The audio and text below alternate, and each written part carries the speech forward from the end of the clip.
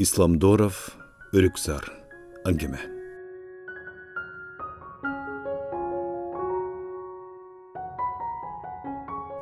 Канча жылдан бери оор дарт менен кармашып келет.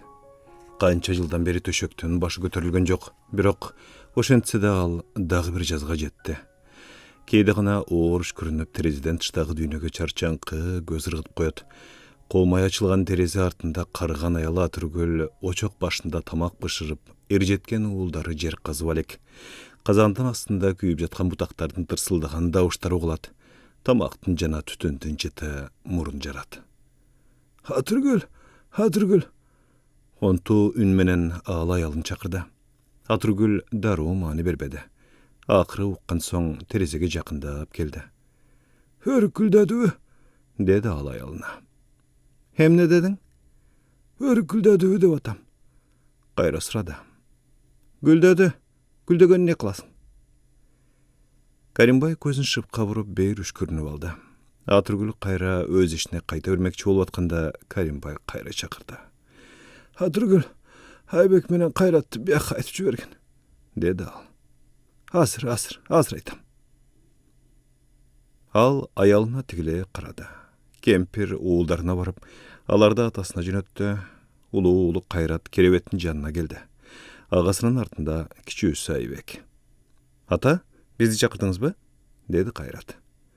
Уулум, мени каналга көтөрүп баргыла. Сонун дабышын бери эштиким келди. Үйдө дам кысылып баратат, деди Каримбай. Бир туугандар атасын керебет менен кошо үйдөн чыгарып атышканда, "Ай, силер каякка? Оокат даяр болуп калды", деди Атыргүл. "Кемпир, дамым кысылып атат. Сен дасторконуңду даярдап турган. Бир паста келебиз", деди Каримбай жай гана.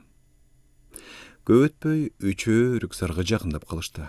Күн чакчайып төбөдө өрүккө конгон парандалардын сайраганы угулат.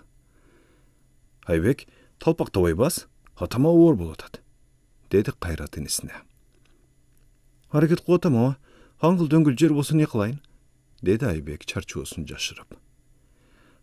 Пичиден малып агыла, Айбек чарчап калды, деди Каримбай. Жок ата, Айбегиңиздин көданын караң, дөдөй болуп турат го. Катын ала турган болуп калган, деди Кайрат. Олам ооба, бирок хабамда мурда үйлөнүп алсам болбойт го, деди Айбек күлмөңдөп. Мен дагы үйлөнсөм дейм, бирок ким карайт алаңды? Сен бизде красавчиксиң го. Сага кыздар тизилип турат, деди Кайрат азил менен. Каримбай уулунун үйлөнө албай жүргөнүнө күнөөлүүдөй сезди өзүн. Ким оорукчан атасы бар жигитке кызын бермегиле? Азырда балдары минтеп, тердеп, тепчип көтөрүп баратканына ыңгайсыз болуп турду.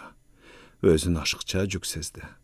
Ал ушул ойго чөмүлүп, термелип отуруп кантип Өрүкзарга жеткенин да сезбей калды. Каналга чыгыш үчүн Өрүкзар аркылуу өтүш керек. Балдар, шу жерге мени коюп тургула. Бир аз эс алып алгыла. Мен да өрүкүлдөрүн бер тамаша кылып алайын, деди Каримбай. Бул жолу эч ким каршы болгон жок. Алар атасын көлөкөлүү жерге коюп, бир өрүк дарагынын түбүнө отурушту. Өрүк бак соңу жоктой кең. Ак гүлдөр кар сыяктуу теректи каптап турат. Эгер гүлдөрдүн ортосу кызыл болбогондо, чындап эле кар түшүп жаткандай көрмөк. Каримбай бакыт карап, балдарынан жүзүн буруп, жалгыз көз жаш кылгыртып алды. Бир бутакта жылып бара жаткан жылан куштун уясын көздөй баратканын көрдү. Ал бул бакта эскиде канча ирет балдар менен жашынмак ойноду. Мелүүн желде өрүк асты кар жаагандай, бирок жылуу. Каримбай бул бакта кыздар менен жолугуп аларга сүйүү ырларын окуганын, жайда өрүктери байлана төгүрөк өрүк жыттанган кезде эстеди. Күздө өрүктөр жаздагыдай кооз, сары жалбырактар алтын жаагандай болот. Мунун баары эми өтмүш. Бир саамга боюнда төшөктөн ыргып туруп, чуркап да алды Каримбай. Бул болгону бир кыял.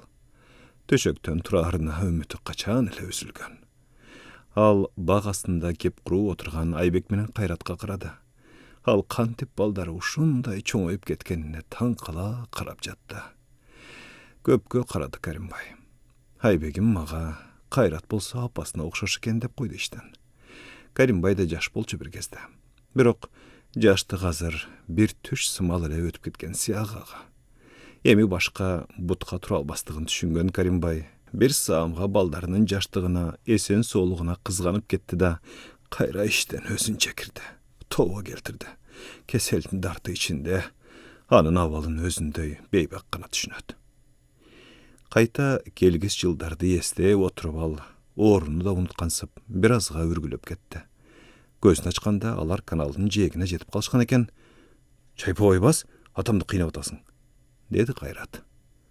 «Дөңсөө жер экен да ооба», деди Айбек актана. Акыры каналдын жээгине жетишти.